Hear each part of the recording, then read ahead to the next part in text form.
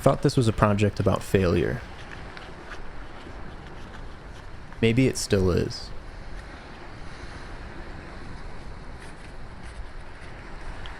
I've spent so much time waxing poetic about what I think this project means, and whether or not I should give up on it altogether. Maybe that's why I'm making this video.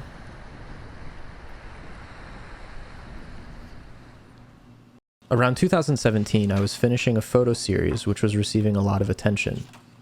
It was about my relationship to technology and how it shapes the way I explore, or escape, through both physical and virtual environments. The series encapsulated so many things I'm deeply passionate about, and it left an impression on a lot of folks. But that's a story for another time. Standing in galleries with art hung on the walls, the conversation regularly arrives at a seemingly harmless question. What's next for you? I hate this. What is an appropriate answer to that question? Because I really don't know. And is it their fault I feel like a failure for not having an eloquent answer to that question? But at the same time, fuck them for projecting the expectation that I ought to know what's next. The blame cannot solely fall on other people, though. If you're anything like me, it doesn't take someone else asking for the question to creep into my mind as a seed of doubt. Where am I going next? I'm not sure. Maybe this is a project about that failure.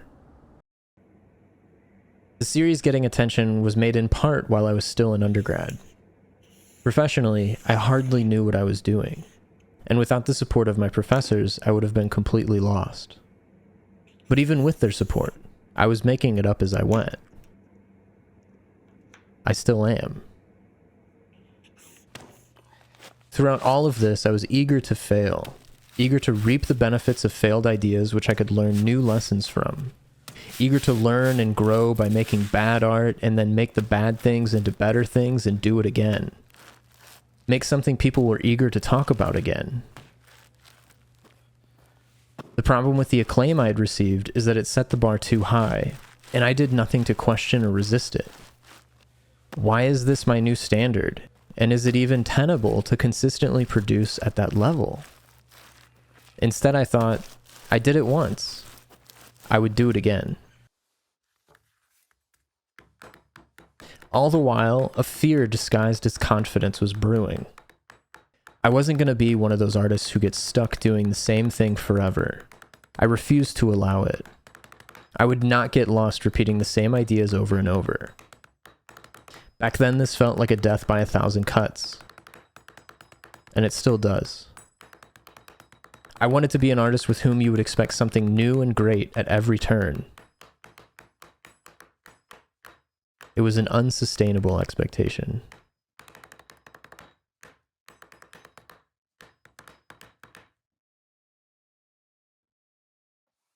Lost in a swirling head game of art world, art bullshit, art making, I set off to make something new. I tried setting up new constraints that would shift the new work.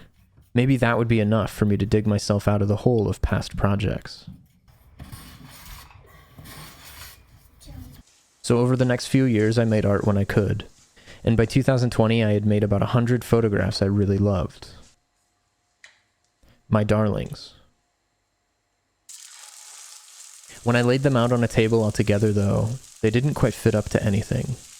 They were meant to be the start of a project about Lazarus species, that being animals which are declared extinct but are later found in the wild still alive.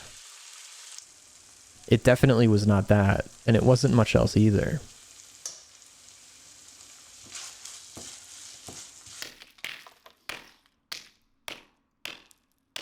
But I loved these photos. I labored over them.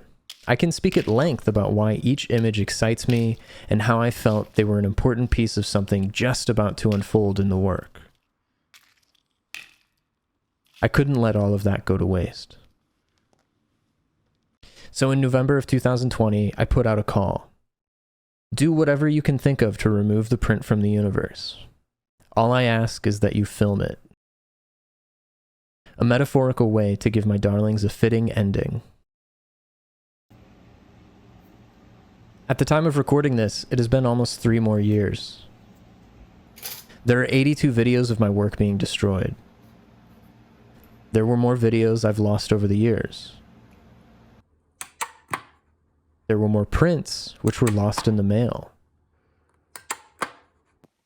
And there were even more prints which collaborators never destroyed.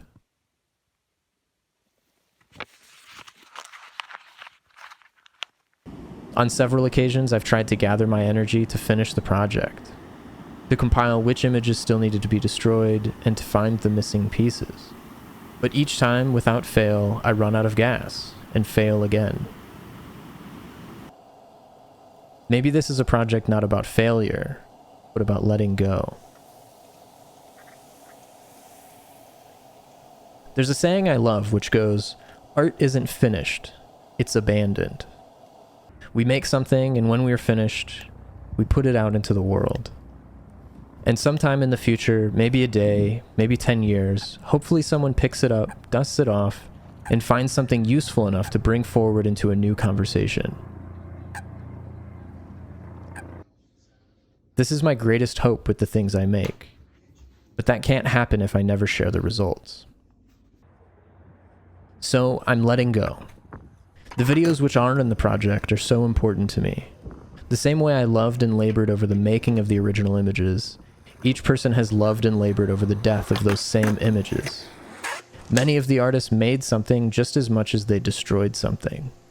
A wax candle, a spoon dish, or a new piece of art.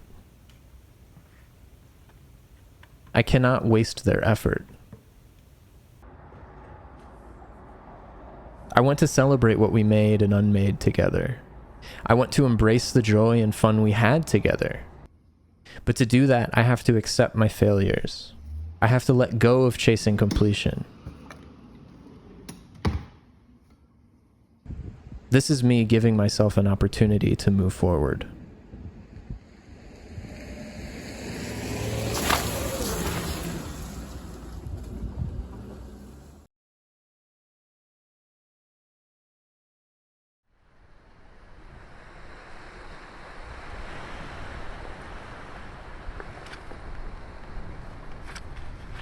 I thought this was a project about failure.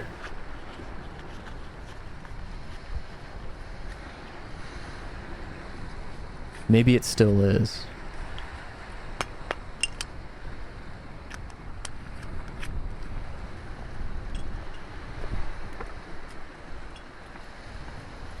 But it's also about letting go.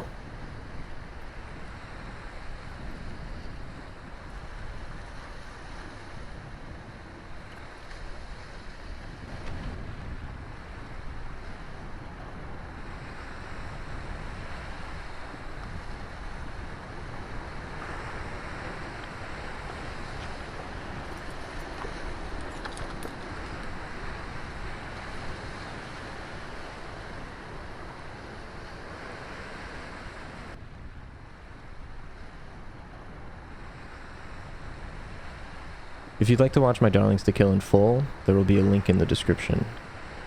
Thanks for listening, and I'll catch you somewhere on the internet real soon.